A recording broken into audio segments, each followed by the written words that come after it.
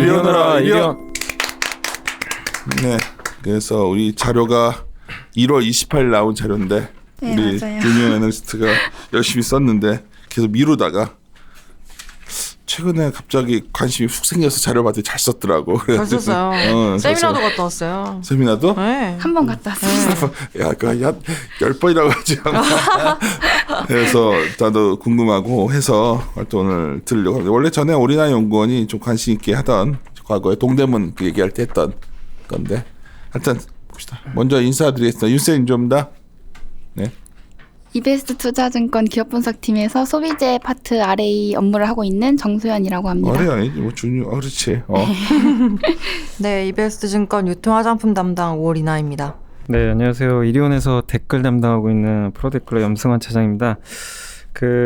이제 오리나 연구원 나오셨는데 아까도 제가 잠깐 얘기는 했거든요. 근데 유통기한이 좀 반응이 워낙 좋아가지고 감사합니다. 댓글도 많이 달려요. 진짜 감사합니다. 이리온 쪽에 제가 한번 공인해놨는데 근데 다 공통된 의견이 진짜 저거 체험하고 오는 거 맞냐. 너무 현장감 있고 진짜 애널리스트가 저런 거 하는 게 좀 신기하다. 사실 그런 반응이 되게 유통기한에 우리 많았어요. 여기에 우리 주알모 PD랑 참 고생 많이 하고 아 정말요. 엄청 네, 이거 같이 엄청 옆에서. 공들이는 네. 거야. 네. 어떻게 유통기한이었나? 까먹었다. 유통기한? 비환이요. 그런 거 하지 마. 아 이런 걸 해야 또 이제 좋던데요, 계속 회자가 저는 되기 보니까. 때문에 네. 야, 네, 전략적으로. 뭔가 최근 화장법은 아주 좋은 것 같아요. 그리고 댓글 중에 저번에 그 최강희 연구원하고 CBDC 했잖아요. 근데 생각보다 관심들이 많으시더라고요. 시간 가는 줄 모르고 들었다고. 그거 오타쿠네. 비트코인 때문에 들으신 건지 잘 모르겠는데 아무튼 뭐 블록체인 CBDC 그래요? 내용 좋았다고. 그럼 내가 그거 어디 기고문이 있어가지고 하나 썼는데 네. 더 쉽게 적어놨는데 그거 한번 읽어보시죠. 뭐 네. 이번 주 목요일이나 금요일날 뭐 어느 뭐 언론에 올라갈 건데 알았습니다. 네. 그게 재밌었다고 진짜? 좀 시간 가는 줄 모르고 그렇구나. 들었다고. 또 새로운 사실도 좀 알게 돼서 원래 좋았다고 재밌죠. 합니다. 지금 제가 봤을 때는 우리가 계속 수수께끼 같았던 이 금융위기 이후에 돈을 풀어도 왜 이런 현상이 나오는지 돈이 안 돌까 이런 현상에 대한 아이디어가 하고 일단 한국은행에서도 그걸 팀을 만들었기 때문에 네. 하여튼 그래 오늘 말하고 또 그거 연동되는 거죠. 네. 플랫폼 우리 오리나 파트장이 앞에 있으니까 엄청나게 경직된 자세로 지금 앉아 있는데 배가 고파서. 저 맨날 배가 고플까요? 방송만 하러 오면. 누가 보면 진짜 내가 무슨 근데 그래요. 나는 우리 내수 소비재 플랫폼 파트를 좀 이렇게 우리 여성 동지들로 했지만 나는 이쪽이 굉장히 진화하고 있다 보고 있거든. 그래서 우리가 이제 월버가 더 진화할 거로 믿고 나는 근데 이제 종목의 구분이 필요가 없는 시대가 오는 것 같아 이쪽은 내 생각에는. 그래서 우리 오리나 연구원이 선도 쳐해가지고 막 이거저거 하고 있고 또 어디 여러 친구들 같이 하는데 오늘 이거 직책도 직책이란다. 이게 지그재그.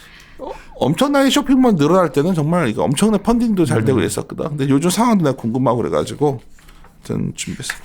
우리 정수현 연구원도 굉장히 열심히 썼더라고. 재밌었어요. 열심히만 썼습니다. 어떻게? 못하는 게 없는 친구. 저의 10년 전에 언제 시작을 해? 언제 시작을 해? 제가 말을 하면 되는 거예요. 이제 하면 돼. 야 이게 서로 어디서 끊어야 될지 모르겠어가지고 네. 네. 들어봅시다. 저희 센터장님 말씀해주신 것처럼 아무래도 새로 생겨나는 비즈니스들이 플랫폼 위주기도 하고 또 소비재 내에서 플랫폼 조금만 느리게. 소비재 산업 내에서 플랫폼이 또 주요한 사업이 되고 있잖아요. 그래서 저희가 저번에 이제 배달앱부터 해서 월보로 플랫폼을 분석하고 있는데 이번에는 제가 제목을 내가 넥스트 패션왕이다라고 지어봤어요. 이거 패션왕이다 만화 있지 않았나? 네, 맞아요. 기안팔사. 그러니까 그걸로 노려서 이제 해봤는데 내용은 이제 모바일 패션 커머스 그러니까 모바일 패션 쇼핑 앱이라고 생각해 주시면 되는데 걔네들을 분석을 하고 또 그 중에서도 잘 되고 있다고 생각되는 애들 세 업체를 선정을 해서 그 친구들을 분석을 한 자료이고요. 그래서 안 믿기겠지만 내 이쪽에 생각보다 이제 해박한 편이에요. 네, 많이 회복하시죠. 정말요? 깜짝 놀랐어요. 네. 센터님 무신사 이런 거 나 사용하시나요? 이런 거 관심 안 쓰지 나는. 안 쓰지만 쓰시는데 관심이 나는 정말 관심이 많기 때문에 플랫폼에 진짜 관심 많아요. 그래서 사실 플랫폼을 어쩌면 가장 이쪽에 파트 만들면서 내수 쪽에 했던 이유도 이쪽에 계속 미래가 있거든. 물론 네이버, 카카오라는 큰 게 있지만 이게 진화하는 여쪽에도 되게 진화할 것 같아. 또 막 끼어든다 뭐라고 하겠다.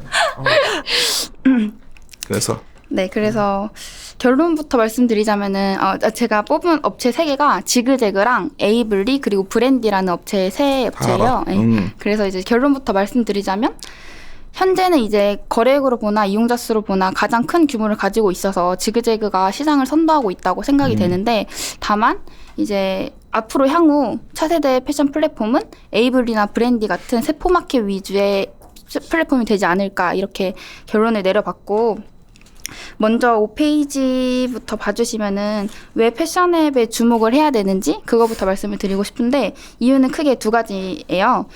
첫 번째로는 일단 패션 커머스 시장이 변화하고 있다는 건데요.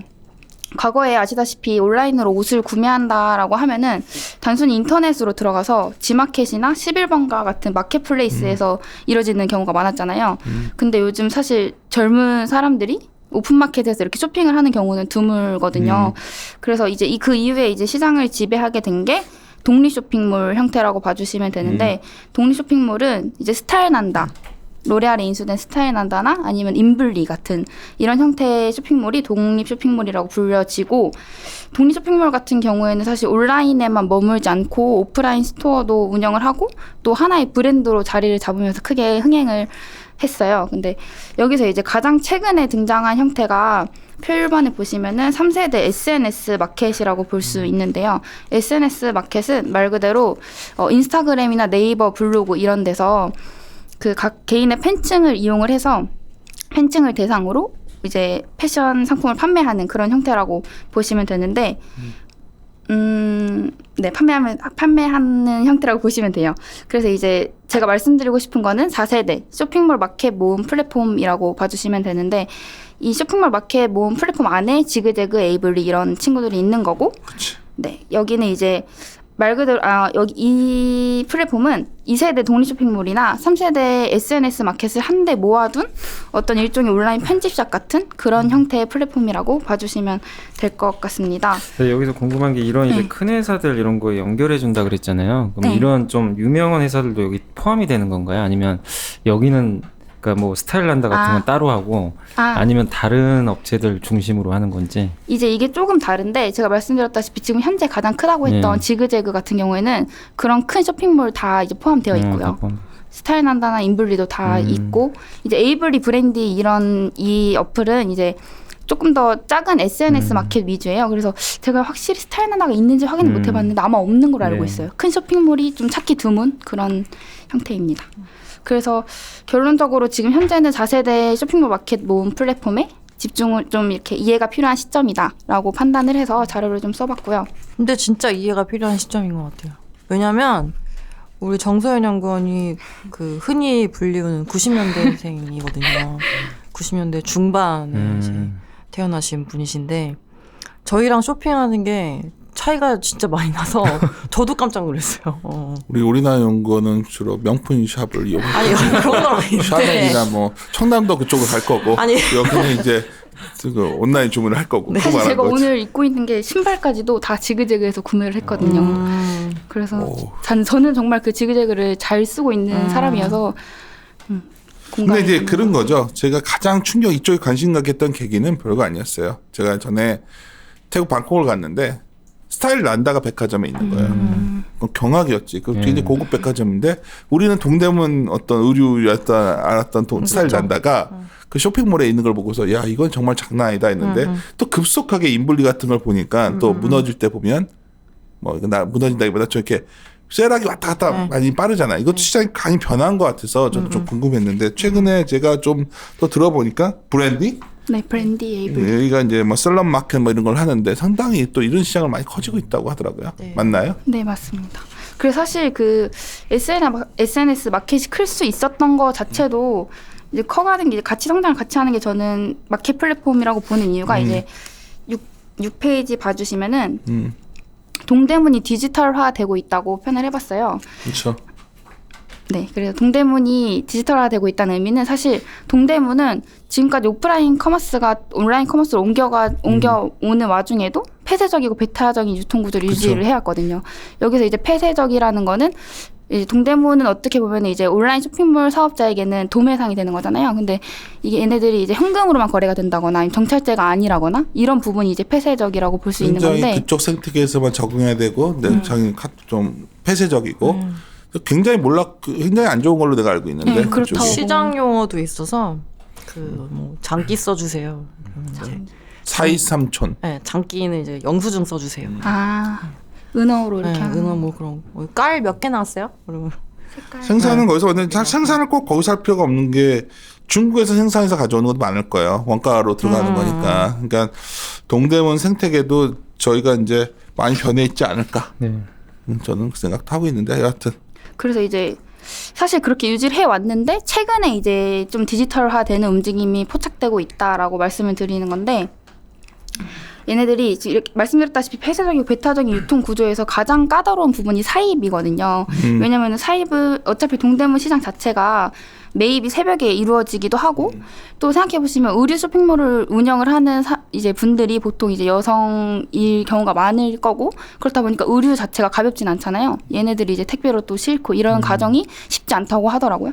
근데 이런 부분을 이제 대체했던 게 현재 지금까지는 사입삼촌이라는 이제 형태로 고용을 해서 아까 센터장님 말씀해주신 것처럼 사입삼촌을 고용을 해서 매일 이렇게 비용을 지불하면서 이들에게 이제 이렇게 상품을 떼왔던 그런 형식으로 진행이 되었던 거예요.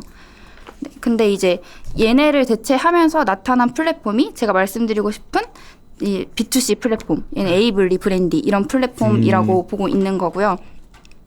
사실 에이블리나 브랜디의 차별점 제가 이제 향후에 차세대 플랫폼이 될 거다라고 말씀드리는 이유가 드랍시핑 사업 모델이거든요. 근데 드랍시핑 사업 모델이라는 거는 조금만 말 천천히 할래? 드랍시핑 사업 모델은 이제 재고 없이 소비자에게 상품을 판매하는 거잖아요. 아름다운 기업으로서 가장 아름다운 재고를 없이 한다고? 그런 소품종 생산하면 상당히 단가가 올라갈 텐데 동대문의 도매상들이 되는 거는 대규모 주문을 해가지고 가격 경쟁력 가져가는 거 아닌가? 내가 잘못 알고 있나 우리나라 연구원? 맞는데 근데 여기는 그러니까 그 같은 그 제조사가 만든 제품을 여러 셀러가 팔 수 있는 건데, 예, 근데 그 셀러가 이제 얼마나 마케팅을 잘 하는지, 내가 얼마나 사진을 열심히 이쁘게 찍고, 얼마나 내가 인스타그램 팔로워가 많은지 이런 거랑 비례해서 팔린다고 보시면 될 것 같아요. 그래서 이제 예, 그런 식으로 이제 사입삼촌이라는 거를 플랫폼 내에 사입팀이 대체를 하는 거죠. 그렇게 이제 체계적으로 이루어지는 거고. 쇼핑몰을 운영하는 사람은 그 안에 속해서 그런 서비스를 제공받는 그런 형태로 이제 이루어지는 거고요.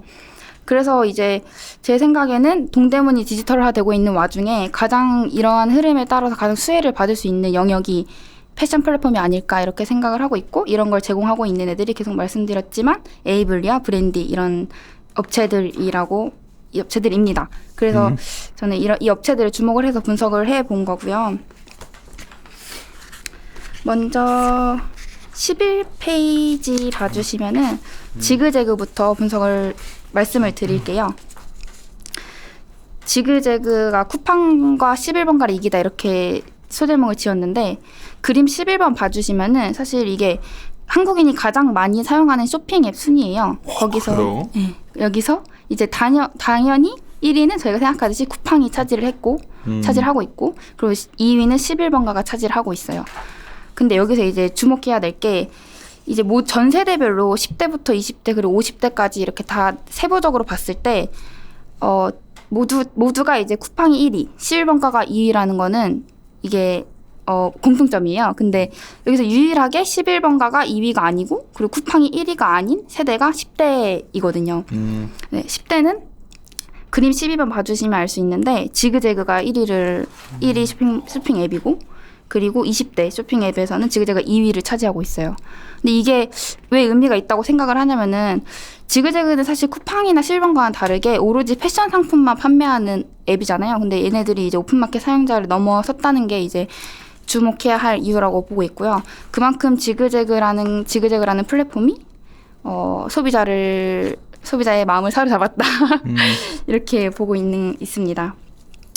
그래서 12페이지에 한번 넘겨주시면 지그재그라는 플랫폼은 네, 이 서정훈 대표가 의류에서 패션에서 배달의 민족 같은 플랫폼이 되고 싶다라고 하면서 만들었다고 하시더라고요. 근데 이게 무슨 말이냐면은 이제 의식주에서 음식은 배달의 민족, 그 다음에 집은 직방 이렇게 있는데 그러면은 과연 의류는 누가 담당하고 있느냐라고 했을 때 우리가 되겠다 뭐 이런 마인드로 시작을 하셨다고 하시더라고요.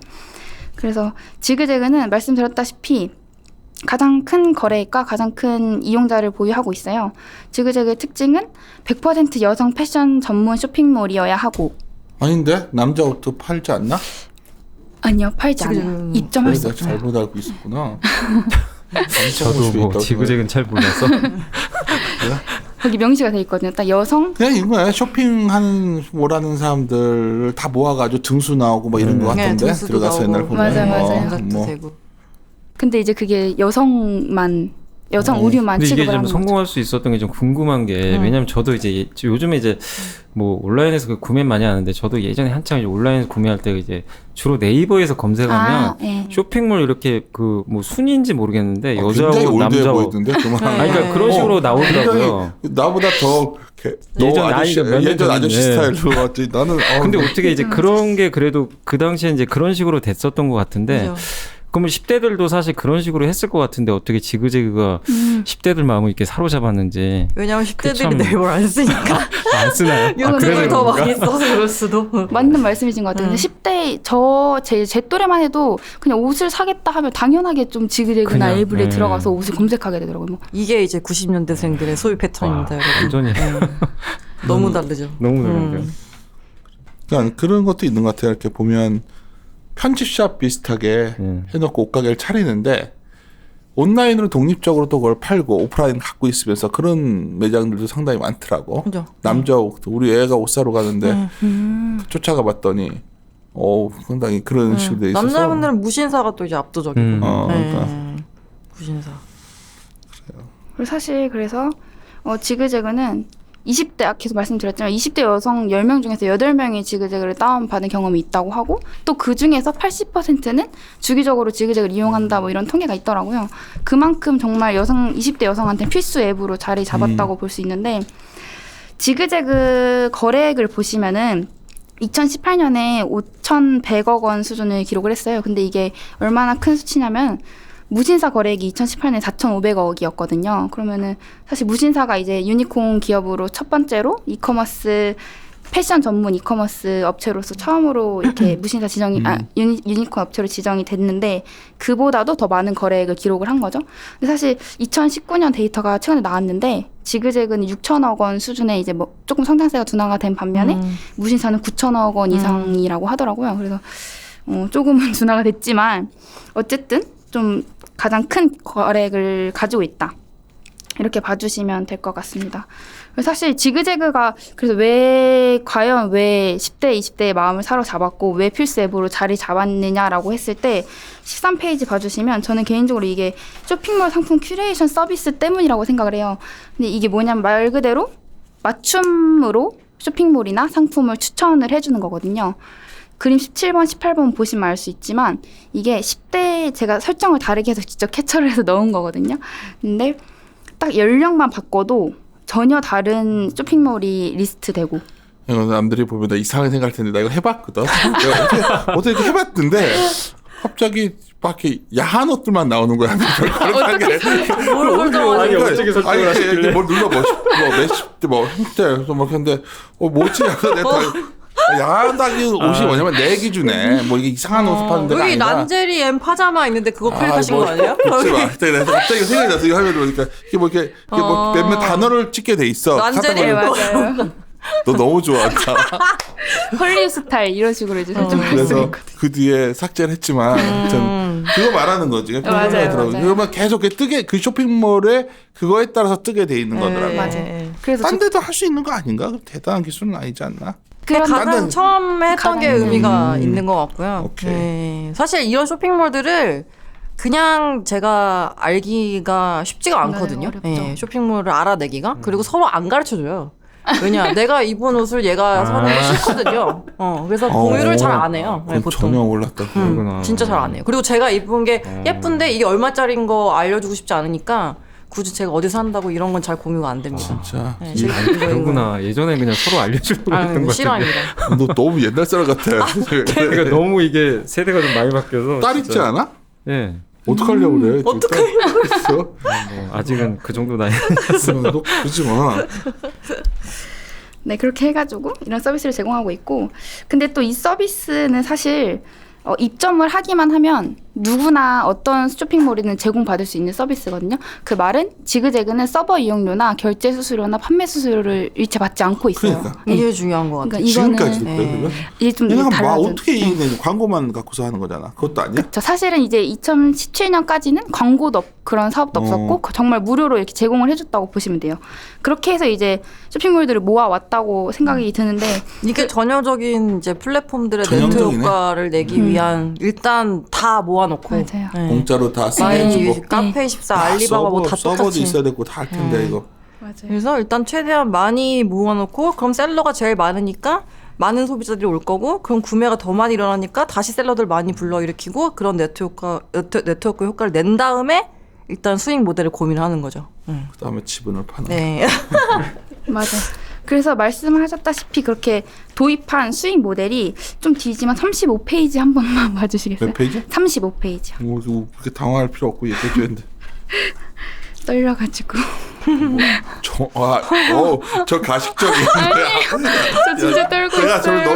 처음 면접 볼 때부터 소연이는 떨질 않았어. 그래서 내가 프로젝트를 말하는데, 네. 저 친구는 정말 면접 볼 때부터 안 떨어서 아니요, 쟤는 저- 애널리스트 해야 된다. 아, 맞잖아. 맞아요. 맞아요. 우리나라. 아니 근데 네. 대부분 첫 방송하면 다 떨거든요. 아, 저 지금 엄청 이리 떨고 온. 있어요. 근데 네, 여기서 말은 안 할 텐데 내가 자기가 떠는 것 과거에 같아요. 어떤 일 했다 그러는데 얘는 애널리스트 해야겠다 했는데 넘어갑시다. 어떤 빨리빨리 하고 일이죠? 나가야 돼. 진짜. 35페이지. 35페이지 네. 봐주시면 그 광고. 옆에 34페이지 34 표가 페이지. 있잖아요. 이 표에 제가 말씀드렸듯이 이제 이렇게 판매 수수료 없고 결제 수수료 없고 서버 이용료 없고 얘네가 돈을 받고 있는 게 좀만 말들이게. 돈을- 듣는 사람들은 막 그래. 수익을 창출하고 있는 게 제트페이라고 되어 있는 거랑 광고 노출비 이렇게 되어 있잖아요. 이걸 이제 설명드리자면 35페이지 봐주시면 이제 이렇게 무료로 계속 큐레이션 서비스 제공해주고 쇼핑몰도 이렇게 락인 시켜놓고 얘네들이 이제 도입한 수익 모델이 광고 사업이에요. 파워업 광고라고 불리는 개인화 광고 서비스인데 2017년 12월에 도입을 했거든요. 근데 2018년 지그재그 매출액이 250억 원을 기록을 했어요. 물론 이게 엄청 작은 숫자이기도 하지만 그리고 얘네가 영업 흑자를 달성을 했거든요. 바로 1년 만에. 네, 물론 이게 엄청 작은 수치이긴 하지만 그래도 대부분의 이커머스 업체들이 적자를 기록하고 있는 상황이잖아요. 그런 상황에서 그래도 1년 만에 이런 성과를 달성했다는 거는 좀 의미 있다고 판단이 되고요. 그렇게 해서 이 파워 광고도 사실 그 큐레이션과 일맥상통하는 광고예요. 그 큐레이션 서비스에 광고를 도입을 해서 광고지만 마치 광고가 아닌 것처럼 소비자도 그렇게 느끼게 되고. 위로 올라오게 보여주겠지. 아니야? 어떤 거요? 이 광고처럼 먼저 올라오는 거 아니야? 위로? 큐레이션 할 때 딱 위에 보여지게? 그런 게 아니야? 맞아요. 그런 건데 이제 딱 그냥 어플을 딱 열게 되면 첫 페이지에 사실 광고 페이지거든요. 그게. 근데 전 소비자 입장에서는 그냥 내가 사고 싶은 제품들을 추천해 주는구나라고 느낄 수 있을 만큼 잘 이렇게 맞춤 추천을 제공하고 있는 연관도가 건데. 높게 설정. 넷플릭스네. 그쵸? 맞죠? 네, 그런 넷플릭스처럼. 넷플릭스는 식상해. 요새 뭐 보세요 그러면? 나 요즘 최근에 제일 재밌다 본 게 예수에 관한 건데 예수가 현대에 재림했다는 메시아라는 그런 일도 있는데 보다가 사실은 이게 멋있게 말하려고 그러는데 1편 보고서 너무 지루해서 제가 다 그걸 보고 얘기해야 되는데 나는 못 보겠더라고요. 방금 되게 멋있었는데. 요즘 주로 보는 거는 난 다큐 좋아해요. 넷플릭스에 다큐가 좋더라고요. 그 살색 감독도 다큐였나요? 그거는 약간 아닌가? 드라마예요? 네, 드라마로. 네이키드 디렉터. 그거 정확히 얘기해. 네. 네이키드 디렉터라고 일본 그것도 있고 사실 되게 도움됐던 건 이번에 뭐 감기 관련된 것도 다큐인데 그것도 보다 안 보게 되더라고 잘. 감기? 팬데믹이라고 그런 다큐도 있고. 근데 이제 갈수록 너무 재밌는 게 내가 시간을 계속 볼 수는 없잖아. 맞아요. 스토브 리그랑 너무 재밌고 또 하나는 이태원 클래스. 예, 이태원 맞아요. 클래스. 그건 그래서 결국은 다음 그 코믹을 결제하고 마지막 편부터 그거부터 봤다 결론을 봤지. 근데 너무 뭐 얘기 아이고 또 안 돼. 지금 아, 이쪽은 하여간 그런 식으로 맞춤형이 그렇게 잘 네. 먹힌다. 비슷한 거네. 그럼 그쵸. 넷플릭스도 계속 위에다 띄워주거든. 아 네이키드 디렉터 안 떠 있어. 아, 그런가요? 저거 아직 또 나한테. 아니 그게 너무 인상 깊었어가지고. 네. 남자들은 다 아는.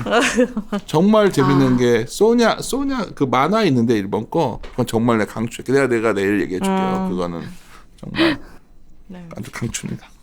그래서 광고랑 제트페이로 네. 돈 버는 건가요 이제? 네, 맞아요. 제트페이는 그래서 뭔가요? 이제 최근에 이렇게 이제 광고 사업이 어느 정도 자리를 잡고 있으니까 이 지그재그에서 도입을 한 모델이 36페이지 봐주시면 제트 결제라는 통합 결제 서비스예요. 근데 이 통합 결제 서비스는 네, 통합 결제 서비스는 사실 지그재그가 이 서비스를 2019년 10월에 도입을 했는데 이 도입 전에는 지그재그에서 쇼핑을 하려고 하면은 원하는 상품을 딱 고르고 그 쇼핑몰에 연동이 돼서 그 쇼핑몰에서 각 결제를 해야 되는 그런 형태였거든요. 근데 이제는 그냥 그 상품을 한 Z 장바구니에 한 번에 담아서 Z 결제로 한 번에 결제를 할 수 있는 그런 이제 그런 서비스예요. 근데 이게 왜 돈이 될 것 같다라고 생각을 하냐면 아까 말씀드렸지만 지그재그는 판매 수수료나 결제 수수료가 따로 없다고 말씀드렸잖아요. 근데 이 Z 결제를 이용해서 구매를 하게 되면 지그재그가 판매자에게 5.5% 수수료를 가져가는 형태거든요.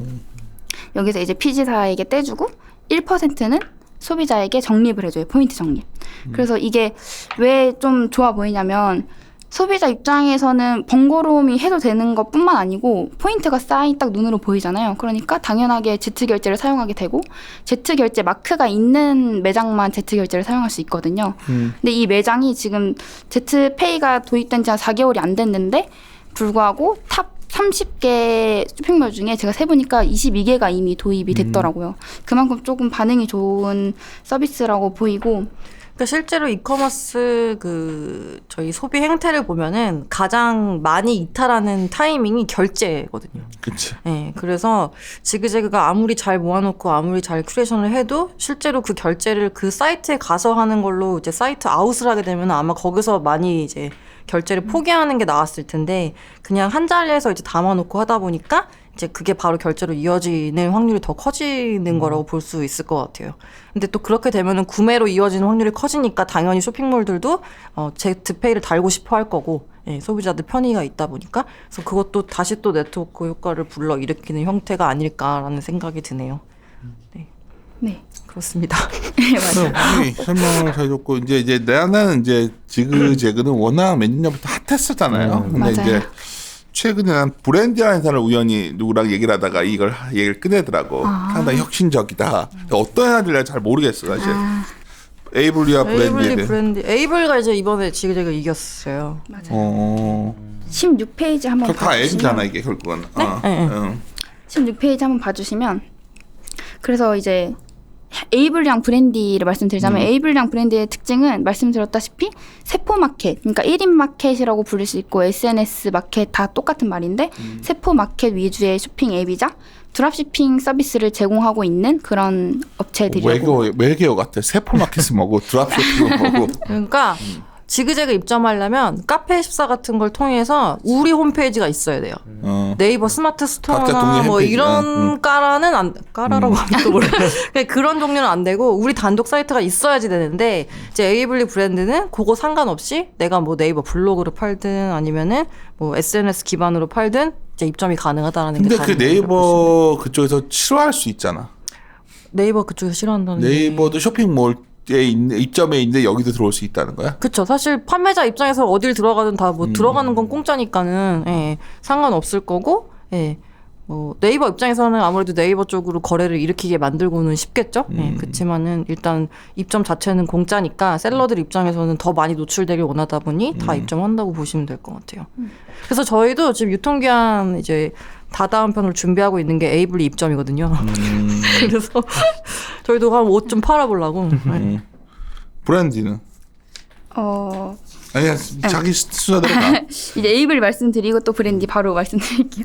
그래서 17페이지 봐주시면 아까 과장님이 말씀하셨는데 에이블가 무서운 속도로 성장하고 있다고 보고 있어요. 왜냐면 여기 이 그림 26번 봐주시면 이게 지그재그랑 에이블리 간의 중복 이용률 추이거든요. 근데 지그재그에서 에이블리로 이제 유입되는 중복 이용자는 좀 감소하고 있는 반면에 에이블리에서 지그재그로 유입되는 중복 이용자가 증가하고 있는 그림이에요. 근데 실제로 이번 12월에 처음으로 그 주간 사용자에서 에이블리가 지그재그를 이제 이겼다라고 야, 나왔는데 불과 18, 19, 2년 만에 이런 거네. 네. 어마어마하네. 나왔는데 이번 1월에 처음으로 이제 에이블리가 지그재그의 월간 사용자 MAU를 이게 이제 압도하게 되었죠. 1등을 차지하게 되었다고 하더라고요. 이만큼 빠르게 에이블리가 성장을 하고 있는데 에이블리는 이제 2018년 3월에 런칭한 플랫폼이에요. 18페이지 표 4번 봐주시면 제가 지그재그랑 에이블리를 비교를 해놨어요. 런칭이 사실 에이블리가 좀 훨씬 늦은 편이기 때문에 2018년 거래 기준으로 좀 차이가 많이 나는 상황이지만 성장세가 많이 돋보인다라고 하는 말씀을 드리고 있는 거고, 제가 생각하기에 에이블리가 왜 성장을 하고 있냐, 이게 바로 이제 계속 말씀드렸던 패션 드랍시핑 서비스인 건데, 밑에 봐주시면 에이블리 셀러스와 파트너스라고 있잖아요. 이 셀러스와 파트너스라는 입점 형태가 두 가지로 나뉘게 되는데, 셀러스는 이제 마치 지그재그처럼 1인 마켓이든 뭐 대형 쇼핑몰이든 어쨌든 간에 이제 개인적으로 내가 마켓을 운영하는 사람이 여기에 이제 에이블리란 플랫폼을 빌리게 되는 그런 형태로 입점을 하게 되는, 오픈 마켓으로 이제 입점을 하게 되는 거죠. 근데 에이블리 파트너스는 일종의 패션 풀필먼트 서비스라고도 이제 말씀을 드릴 수 있는데, 에이블리라는 플랫폼에 속해서 제가 창업을 할 수 있는 그런 솔루션이라고 봐주시면 될 것 같아요. 그래서 에이블리는 진짜 사입부터 뭐 배송, CS, 뭐 교환, 반품 이런 모든 면을 에이블리가 담당을 하게 되고, 그 창업자나 이제 판매자는 정말 그 상품 판매에만 집중을 할 수 있는 그런 형태거든요. 그래서 여기서 이제 중요한 거는 파트너스가 이제 수익을 내게 되면 파트너스 마켓의 수익에서 에이블리가 90%를 가져가고 파트너스에겐 10%를 떼어주는 이런 형태로 운영이 되고 있는 거예요. 상당히 독특하네. 네. 그래서 저희가 이제 이걸 파트너스를 할 거라서 네, 어떻게 할 건지 말씀을 드리면, 셀러스, 그러니까 보통 저희가 옷 팔려면은 앞서 말씀드린 것처럼 동대문 가가지고 물건 떼어서 재고 가지고 있다가 주문 들어오면은 포장해갖고 보내고 이런 것까지 다 해야 되고, 뭐 반품해달라 그러면 등등등 해야 되는데, 파트너스는 제가 재고가 필요가 없고요. 일단 동대문에 가서 샘플만 떼와요. 한두 장. 그래서 사진을 올립니다. 이쁘게 찍어서. 그러면 에이블리가 심사를 해서 입점을 할지 말지를 결정을 해주거든요. 그래서 입점이 통과가 되면은 그때부터 주문 들어올 때 배송하고 반품하고 CS 이건 다 알아서 해주고요. 대신에 저는 10%만 받는 거. 그냥 직접 더 뛰어와서 배달해서 다시 포장해서 보내고 우체국 가서 이런 거 다 없이. 네. 그냥 저는 야, 당연히 사진만 이거는 찍어서 네, 계속 마케팅만 하면 되는 식인 거죠. 네. 그래서 저희가 샘플을 띄러 다음 주에 갈 거고요. 내가 동대문에 좀 큰 옷 파는 걸로 이거 한번 빅 사이즈로 한번 떼올게요. 네. 아니 너 모델 한번 하시고. 저도 무슨 말만 하면 내가 얼마나 사람들이 이 상황을 몰라. 내가 진짜 무슨 말만 하면 득달쳐 달려들었죠. 나를 갖다가 그냥. 그러니까 이제 아무래도 상당히 맞는 말이네. 셀러 입장에서는 부담이 없죠. 왜냐면은 장사 한번 하려면은 뭐 모르겠고, 동대문에 언니들 기센데 가서 맞아요. 내가 이거 떼와야 되지, 뭐 어떻게 협상해야 될지 모르겠는데, 일단 사진만 예쁘게 찍어서 올리면 얘네가 다 알아서 해주니까 그럼 난 그냥 앉아서 돈만 버는 거네 라는 이제 인식이 있다 보니 더 많이 유입이 된다라고 보시면 되죠. 가령 미국의 어떤 그런 맞아요. 플랫폼 미국의 샤피파이 이런 샤프가 이런 셀러들도 형태잖아. 맞아요. 이런 식으로 많이 이거 했어요. 미국 걸 도입한 거네. 네네. 약간 지그재그만 하더라도 뭔가 그 나열만 보여줄 뿐이지 실제 그쵸. 적용하는 사람들 입장에서는 약간 후진적이었는데 네. 그건 미국 샤프파이 형태가 들어온 거구나. 네네. 그런 식으로 이제 하다 보니까 이제 유입이 많아진다라는 게, 그래서 10대 중에서 돈 엄청 많이 버는 그 친구 있잖아요. 그래서 이제 1위 쇼핑몰이 크림치즈 마켓이라는 마켓이에요. 에이블리 크림치즈. 1위가. 여기 이 마켓이 지금 월 매출이 10억 원 이상이거든요. 그러면 이제 그분은 이제 20살이신가 그러실 텐데 10억 원 중에 이제 1억을 가져가시는 거죠. 아무런 되게 제가 없 허탈한 표정이다. 저 진짜 핫하렸어요, 그걸 듣고. 이걸 보고 저도 그런 데가 밀물인데 지금 그런 애들은 타고난 거야. 타고난 거 알았지? 밀물을 타야 되는데. 네. 힘들어. 빨리 끝내고 싶어. 그거네. 정말 판매자는 예쁘게 인스타 감성으로 예쁘게 사진을 찍어서 올리면 그거에 이제 10대, 20대 열광을 하면서 상품을 사는 거죠. 아, 난 페이스북이 좋던데. 인스타 사진만 있고. 그래서 나는 이거 굉장히 상당히 에이블리가 그 어쩌면 사업자 입장에서는 상당히 매력적이겠다는 생각이 들었는데 그러면 브랜디는 어때요? 네, 그래서 브랜디도 사실 에이블리랑 거의 비슷한 형태라고 보시면 돼요. 근데 다만 브랜디의 차별점이 뭐냐면은 지금까지 지그재그나 에이블리 같은 경우에는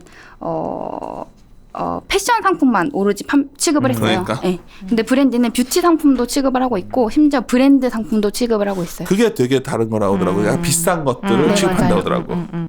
뷰티나 브랜드까지. 왜냐면 이거는 시장의 영역 확대를 가져올 수 있는 어쩌면 내가 잘만 고를 수 있으면 잘 고른 능력만 있으면 상당히 괜찮지 않을까? 회사 가치를 그렇게 보는 사람들도 있길래. 그래서 이제 표 6번 봐주시면 사실 에이블리가 이제 19년 한 해 동안은 가장 많은 성장을 했지만 그래도 이제 지그재그에 이어서 2위는 브랜디이고 브랜디가 2019년 기준으로는 2천억에서 3천억 원 정도 수주 거래액을 했다고 제가 알고 있거든요. 비싸게 판다고 하더라고. 비싼 물건을 취급하기 때문에 맞아요. 사업주 입장에서는 내가 정말 저런 옷들을 이렇게 진화의 가능성 한국에 열었다. 그것도 있어서 나도 사실 이 자료 보다가 브랜드 있어가지고 내가 깜짝 내가 놀란 거야. 왜냐면 예전처럼 그냥 쇼핑몰 하면 무조건 동대문 거 갖다 파는 건 아니라는 거를 한 거니까. 그래서 브랜디가 좀 에이블리랑 비슷하다고 말씀을 드렸는데 그럼에도 불구하고 브랜디가 좀 다른 게 브랜디는 좀 동대문에 특화된 물류 시스템을 가지고 있다고 그래? 보고 있어요. 왜냐면은 브랜디도 이제 에이블리 파트너스처럼 브랜디 헬피라는 입점 서비스를 제공을 하고 있거든요. 이것도 똑같이 표 7번 봐주시면 똑같이 수익의 90%를 브랜디가 가져가고 그 브랜디 헬피는 10%를 가져가는 거예요. 근데 여기서 좀 다른 점은 아까 말씀드렸지만 에이블리 파트너스 같은 경우에는 결국에는 그 샘플 있잖아요. 사진을 찍기 위한 한 장. 그 한 장을 직접 구해야 돼요. 어떻게든 구해서 뭐 중간에 이제 링크샵스였나요? 링크샵스나 신상마켓 같은 뭐 그런 앱들로 뭐 그걸로 여러 하든 가지 네. 운영 체계를 해주는 보고 것도 이제 있죠. 가는 건데. 때 와야 되는데 브랜드 헬피는 정말 앉아서 다 할 수 있다는 게 샘플도 필요가 없어요. 왜냐하면 동대문에 쇼룸이 있거든요. 동대문에 이제 브랜디 쇼룸이라는 걸 제공을 하고 24페이지에 있는 건가요? 네. 그리고 39번에 맞아요. 있는 쇼룸에서 24페이지. 그럼 얘는 자본을 많이 투자했겠네. 그러니까 여기를 갈까? 그래서 얘는 동대문에 물류센터까지 운영을 하고 있거든요. 600평 규모의 물류센터까지 운영을 하고 있는데 그래서 이게 의미가 있는 게 어쨌든 간에 에이블리는 그래도 한 장을 떼와야 하지만 브랜디는 좀 진정한 드랍시핑 모델을 구축했다라고 보여지고 있고 또 아까 말씀을 못 드렸는데 에이블리랑 브랜디가 조금 성장을 하고 있는 이유 중에 하나가 무료 배송이라고 저는 생각을 해요. 지그재그 같은 경우에는 어쨌든 무료 배송 이런 서비스는 따로 없고 쇼핑몰을 그냥 연동해 주는 거잖아요. 근데 브랜디나 에이블리는 정말 양말 한 장만 사도 3,000원만 결제를 해도 야, 그럼 얘네들 나중에 막 쿠팡처럼 되는 거 아니야? 근데 와. 여기서 이제 그 비용은 각 쇼핑몰 업자가 비용을 대는 걸로 이렇게 되어 있더라고요. 계약서에. 그래서 부담은 사실 되지 않을 거라고 보여지고 여기서 무료 배송 서비스를 제공을 하는데 브랜디는 헬피 판매자에 한해서 2길 배송 서비스까지 제공을 해요. 당일 출고 2길 배송 서비스. 그러다 보니까 아무래도 과장님이 공감을 하실 수도 있는데 여자들은 그런 게 있어요. 내일 모레 결혼식인데 나 당장 이런 맞아요. 원피스 검정색 원피스를 입고 싶다. 네. 이러면은 이 길 배송을 다니거든요, 실제로. 근데 이걸 이제 브랜드 헬피에서 제공을 해주니까. 저기 쇼핑 가서 그냥 가서 입어보고 사면 되지. 왜 즐기고 있냐고. 백화점에 갈 시간이 없어서 비싸고. 또 끝까지 뼈 있는 사람이 있어. 실적이 또 나왔기 때문에 이길 배송을 제공한다. 네, 이길 배송을 제공하고 있다. 이렇게 보여지고. 근데 내가 옛날에 인터넷에서 봤는데 이렇게 나 이런 걸 왜 불안해하냐면 인터넷에서 보고 샀어. 온 건 다른 옷이 오는 거야. 예전에 되게 웃긴 거 맞아요. 봤었는데. 요새는 그럴 수 유튜브 컨텐츠로 그것도 많이 해요. 아 그래? 네, 타오바오 맞아, 이런 맞아. 중국 직구로 사진에 이런 거 있어 샀는데 실제 와보니까 이딴 게 왔다 뭐 이러면서 이런 것도 저희도 샀어요. 4회 이제 하려고. 근데 이게 의미가 있는 게 사실 그것도 있는 것 같아요. 원래 기존에 SNS 마켓이 이런 플랫폼이 없었을 때는 SNS 마켓이 몇 가지 단점 중에 하나가 반품이 안 되거든요. 그러니까 이렇게 인플루언서들이 맞아. 이제 블로그나 막 인스타그램에서 파는 상품들은 보통 공구처럼 한 번에 도매에서 떼오기 때문에 제가 이렇게 그분이 입은 게 예뻐서 샀지만 저한테는 뭐 여기까지 올 수 있고 너무 작을 수 있고 이런 단점이 있는데 이제 이걸 해결해 줄 수 있기 때문에 플랫폼이라는 게 뭐 어떤 기업은 본질은 똑같아요. 어차피 애널리스트를 이제 하시니까 어떤 기업이 재고라는 게 비용으로 해서 재고 관리가 안 되면 그 회사 망하는 거고. 근데 사실 의류라는 업체들이 과거에 많은 의류 회사들이 되게 힘들었던 게 뭐냐면 재고 관리가 제일 힘든 게 의류업이다 이게. 그러니까 이게 되게 쉬운 비즈니스가 아니라니까 의류업은. 실제 뭐 다른 소비재에 비해서 의류업이야말로 재고 관리가 굉장히 어려운 건데 나는 많은 젊은 친구들이 그 쇼핑몰 나서는 게 상당히 위험한 발상일 수 있다. 난 옛날부터 생각 많이 했었거든 이게. 근데 하여튼 그래도 이거는 물론 그래도 좀 더 체계적으로 사업을 성공할 수 있게끔 도와주네. 아무리 아이디어가 좋아도 재고 관리 안 되면 그게 그대로 코스트 다 그쵸. 업돼가지고 그냥 맞아요. 망하는 거지 뭐. 맞습니다. 그리고 관련해서 한마디만 더 드리자면 23페이지에 지금 센터장님이 딱 말씀해 주신 내용이 있어요. 뭔데? 정리돼 있어요. 23페이지 표 8번 봐주시면 이게 이제 브랜드에서 제시를 하고 있는 해피를 입점을 하시면 이만큼을 가져갈 수 있다라고 보여주는 예시거든요. 여기를 보시면 어쨌든 말씀하셨다시피 의류는 어쨌든 원가 계속 들고 인건비 들고 물류비 들고 계속 부자재 들고 이렇게 좀 변동비적인 성격이 강하잖아요. 그러다 보니까 영업 레버리지가 낮은 편에 속한다고 저는 판단을 하고 있는데 그러다 보니까 창업이 쉽지 않은 거고 만약에 창업을 하더라도 살아남기 쉽지 창업은 않은 쉬운데 살아남기 맞아요. 쉽지 않은 맞아요. 거지. 그게 맞는 것 같아요. 창업은 쉽지. 그런 형태다 보니까 표 8번 봐주시면 어쨌든 매출 1,000만 원을 가정을 했을 때 일반 셀러 같은 경우에는 90만 원을 순수익으로 가져갈 수 있다. 근데 헬피는 100만 원을 가져갈 수 있다라고 제시를 하는 거예요. 여기서 이제 뭐 하나하나 따져봐야 알겠지만 그래도 이제 매출 5천만 원으로 사업이 성장을 했을 때 헬피는 500만 원, 일반 셀러는 250만 원으로 2배까지 차이가 날 수 있다. 뭐 이런 걸 제시를 하더라고요. 이걸 보면서 계속 드는 생각은 저 의류 업체들보다 얘들이 돈을 벌겠구나. 회사 가치가 맞아요. 얘네 회사 가치가 올라가겠구나. 네. 그리고 물동량도 증가한다. 단가가 낮아지니까. 그래요. 근데 그 다음에 이제 어플랜틱스에 이제 막 모바일 거 해놓은 거에서는 말하고 싶었던 게 뭐예요? 이거는 사실 누구나 아실 수 있는 부분이기 때문에 어쨌든 모바일 쇼핑이 우리나라 이제 이커머스에서 모바일 쇼핑이 인터넷 쇼핑을 이제 이긴 지는 좀 됐고 이제 그런 추세를 이어갈 거다라고 보여주는 부분이고요. 28페이지 한번 봐주시면 이건 조금 재미있다고 생각이 드는데 저만 재밌을 수도 있어요. 분명히 혼자 재밌을 것 같아. 100%나 예언했어. 28%. 그림 28페이지에 그림 44번 한번 봐주시면 재밌을 것 같은데 모르는 그죠? 거? 한번 모르민족 자가 진단표라는 걸 이거를 한국 NFC에서 제공을 하더라고요. 이게 모룸이라는 게 모바일 쇼루밍이라고 해가지고 오프라인에서 이렇게 상품을 보고 모바일로 막 검색을 해보거나 구매를 하거나 아니면 막 이렇게 리뷰를 보거나 이런 현상을 이제 말하는 표현하는 거거든요. 그래서 이 모룸민족 자가 진단표 해보시면 아마 센터장님은 제가 아니실 수도 있을 것 같은데 아니요. 웬만한 분도 이거 해당될 거거든요. 3개 이상이면 모르민족이라고 하니까. 그래서 이런 것 때문에 더 이런 플랫폼이 성장하지 않을까. 근데 계속. 이런 게 있는 것 같아요. 어떤 가구 하나를 사도 뭐해서 까사미아야. 그러면 되게 내가 까사미아 같은 스타일 좋아하는데 인터넷 가서는 물론 거기 인터넷 싸면 산대. 가봐야 되는 게 가서 매장에서만 또 파는 것들이 맞아요. 있고. 뭐 까사미아 그래. 그런 게 있어요. 내가 너무 마음에 들어가지고 매장에 사가지고 본게같이 보고만 나와가지고 저걸 빨리 온라인 가서 사겠구나. 맞아. 아무리 뒤져봐도 없어. 있어도 재고가 없어. 맞아. 그러니까 상당히 이 온오프의 세계라는 게 온라인이 커지면서 오프가 완전 사라지는 건 아닌 것 같아. 맞아요. 결국 그걸 어떤 식의 전시 형태가 바뀌는 게 아닌가 하는 생각이 들더라고. 맞아. 그래서 나는 그런 거 할 때 즐기는 편이기 때문에. 그게 이제 유통업체들의 최대 고민이죠. 예. 그치. 그러니까 어떻게 그거를 어떻게 가져가는 집객을 같은- 계속 만들어낼 것인가가. 예. 그러니까. 근데 사실 뭐 그 쇼핑이라는 게 구매 자체보다도 뭐 가서 또 보고 구경하고 또 시간을 보내고 이런 여가 활동으로서의 의미도 있으니까요. 그러니까 내가 놀라는 게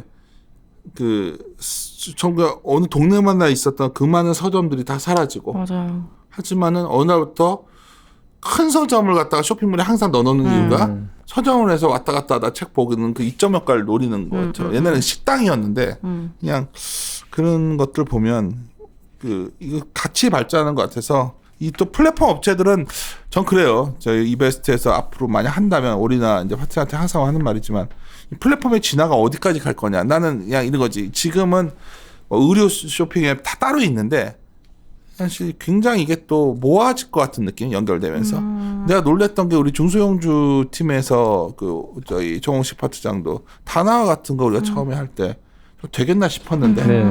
어마어마하게 컸단 말이야. 근데 아쉬운 게 이제 의류는 내가 항상 관심이 좀 있어서 뒤져보다 느끼는 게 아까 말했지만 이 산업 자체가 되게 힘든 것 같아서 다른 소비재 뭐가 없을까 말. 근데 요즘은 정말 여기는 이렇게 사잖아요. 우리 애 보고 있으면 정말 뭐 하나 딱 말하면 막 또 뭘 뒤져가지고 정말 뭐 하나까지 다 온라인으로 싸게 비교해서 사더라고. 그러니까 그런 게 다 모아져서 뭐가 없을까 하는 생각은 가끔 들어서. 그래서 이제 이렇게 혼자 말하고 싶은데 다 계속 중간에서 말 끊고 해가지고 아니. 짜증난 표정인데. 아니요. 그러니까 말씀해 주셔서 너무 감사했어요. 뭐가 또 감사. 그렇게 말하면 아주 그게 아니라 저 혼자 이걸 어떻게 해야 되나 싶었는데 내가 분명히 말하는데 이게 우리 표현으로 구라가 좋다는 표현을 쓰는데 상당히 떨진 않고 잘하죠. 네. 근데 이제 자료로 완성을 해야겠죠. 이제 좀 그래요. 결론적으로 이게 자료를 쓰시면서 우리 직책을 적어 놓으셨는데 말하고 싶은 게 뭐예요? 만약 투자자한테는 그런 이 플랫폼 업체들 기회가 있다면 이 기업들 투자해요? 무조건 할 것 같아요. 밸류에이션 해봤어? 아니요, 안 해봤습니다. 결코 싸지 않습니다. 싸지 않아 하더라고요. 결코 싸지 않습니다. 내가 이거는 공부를 해봐. 왜냐하면 이런 회사들 생각보다 비싸게를 들어갔어요. 많이들. 근데 이유가 이제 고민스러운 거지. 예를 들어서 사실 지금 정말 커지고 있는 시장 중에 하나가 장외 쪽 시장인데 될 만한 것들은 너무 비싸졌어. 맞아요. 이게 참 직책을 내가 제일 아쉬운 건 직책이란다. 2015년에 알았는데 그때는 투자했다면 좀 그때 당시에는 저게 망할지 모른다는 생각을 했었는데 결국 그 당시에 어떤 데서 외국인에 한 500억 들어와 버리더라고. 그러니까 플랫폼 업체들을 정말 잘 주변을 보시면 좋은 아이디어 있으면 수많은 투자자들이 그걸 만들고 싶었는데 그래서 아까 그래서 내가 브랜딩이라는 걸 한 거야. 그것도 상당히 관심이 많은 회사더라고. 그렇죠. 오늘 들으면서 느낀 게 사실 저도 이제 너무 9세대 생각에 빠졌던 것 같아요. 그러니까 뭐냐면 확실히 지금 이런 이제 아까 장애 기업도 얘기하셨지만 플랫폼 회사들은 진짜 10대 20대가 뭘 하는지 그걸 진짜 봐야 되는 것 같아요. 그러니까 저도 사실 브랜드 이거 지금 오늘 처음 들어봤거든요. 이런 게 있는지 지그재그 이제 많이 들어봤는데 난 참고적으로 온라인 뱅킹도 안 해요. 안 하세요? 그러니까 투자에 관한 걸 얘기하는 사람들 모이니까 주로 이제 대화하다 보면 우리들은 아무래도 내가 뭐 페이스북에 정치 얘기도 수가지만 별로 관심 없거든. 그냥 주로 최종 결론은 돈 얘기를 하다 보면 이제 부동산 얘기 아니면 장외 주식 같은 게 이러게 정말 좋은 게 많아. 근데 중요한 건 내가 이제 플랫폼 하다가 이제 얘기를 한 건데 그러니까 우리나라에 아쉬운 게 이거야. 정말 아이디어 좋고 정말 좋은 회사들이 참 많은데 대표적인 게 그거 아니에요? 우리 싸이월드 같은 회사들이 왜 안 됐을까? 이 언어의 한계라는 게 중국의 우리 오리나 연구원은 정말 중국어도 잘하셔가지고 다 해봤는데 참 별거 없는데 그치? 번쩍번쩍하고 막 이상한 그런 것들이 얼마나 가치인데 그러니까 야 진짜 그게 되게 아쉬워. 그러니까 나는 신세계 그룹이 정말 정영준 회장이 뭔가 해보려고 되게 시도를 하는데도 이게 우리가 가진 한국어의 한계 아닌가. 근데 여기서 이제 산으로 가기 시작했어. 이제 수습이 안 되면서. 근데 요번에 굉장히 감동 먹은 게 이제 봉준호 감독이 저런 걸 타려보면서 그 아이디어의 어떤 우리가 좋은 아이디어들이 많은 기업들이 많은데 왜 안 될까? 그런 기업에 돈 태우는 사람들이 적은 거지. 봉준호 감독도 CJ라는 곳에서 저녁에 돈을 안 태워서 가능했겠어. 그러니까 나는 이런 기업들에 좀 많은 분들이 맨날 부동산만 사지 말고 플랫폼 기업에 적자 나더라도 계속 투자를 해주면 얘들이 외국 버전들 만들고 뭐 이런 걸 꿈꾸는데 사실 나도 가가지고 당장 적자가 얼마나 벌써 시리즈 몇 시에요? 나도 뭐 우리나라 기업의 제일 문제는 투자했다 바로 회수를 하거든. 투자자들이 그러니까 원금 투자하고 원금 회수를 해버려. 이건 월세를 계속 외국 기업들은 돈을 태우는데 참 이런 게 VC 계신 분들도 고민 많더라고. 내가 얘기를 해보면 젊고 의욕 있는 분들인데 참 투자들에 대해서는 그냥 인색한 거 아니냐. 그래서 이 오늘 소개해 주는 기업들은 상당히 잘하는 기업들이야 사실은. 이미 검증된 기업들. 사고 싶어도 못 사 사실은. 저는 꿈에도 못 꿔요. 근데 오늘 되게 슬펐던 게 아니, 정말 지그재그에서만 산다고 그래서 자료 열심히 쓰고 잘 해가지고 아니 무슨 말을 하고 나중에 이제 백화점 가서 아, 정말 양극화 심한 게 나 약간 똘끼 있잖아. 과감하게 정말 이 양복을 입고서 네. 하도 안진아 연구원이 그 뭐냐 그 버버리 예. 청담동 그 골목 입구에 있더라고. 거길 어디 갔다가 들어가 봤어. 정말 보는 시선이 저 왜 이상하다 진짜 진짜 내가 그 사람들 내가 순간적으로 아 이거는 실수했구나. 그냥 더 창피했던 건 스스로 나 내가 그 못 살 사람도 아닌데 뭐 사실 근데 무한하니까 그냥 한번 돌려보러 왔어요. 뭐 우리에서 사람인 것처럼 했는데 그때 딱 든 게 야 저거 별거 아닌데 어마어마하게 뭐 싸졌다고 하는데도 비싸더라.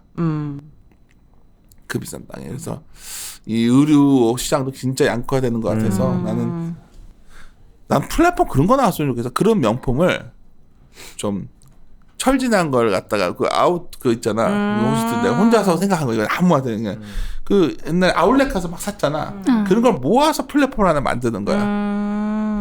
어? 자, 뭐 그러면 누가 수습이 안 되고 있어. 어떻게 펀딩? 그런 것도 괜찮지 않아? 한번 저랑 차리실 지분 한 번에 하면 월급 제가 받는 게 제일 낫더라고. 그래서 최현 연구원은 앞으로 하여튼 오늘 분명히 이거 달릴 거야. 저 꼰대 떠나서 혼자 따르고 싶은데 하여튼 마무리 짓고 앞으로 자료 좀 많이 기대하고 네, 알겠습니다. 내가 봤을 때 자료만 잘 쓰면 돼 이제. 그 표현력은 아주 좋고 밸류에이션 공부 좀 많이 하고 네. 플랫폼 가치들도 한번 해줬으면 더 좋았겠다 생각을 했었어요 사실은. 근데 그거는 좀 어려운 영역이니까 좀 더 사람들을 알아야 가치 평가를 할 수가 있거든. 그래서 해봅시다. 예. 오늘 마무리 짓도록 하고요. 네. 오리나 연구원 하여튼 오늘 되게 수고 많았어. 네. 유통기한? 너무 네, 배고파요 유통기한. 지금. 말을 난 거의 나가야 돼. 네. 나가야 돼. 그러니까 밥 사 먹고 올리던지. 밥 사먹고 올리던지. 말든지. 알았어. 많이 안 사주지. 엄청 많이 사주세요. 네. 얘 아주 세뇌 시킨 것 같아 지금. 아니죠. 저 정말 잘해. 정말 잘해주고 있어요. 그래? 그럼요. 난 나쁜 놈이다 그래. 마무리 진짜. 예. 이리오너라, 이리오. 이리요.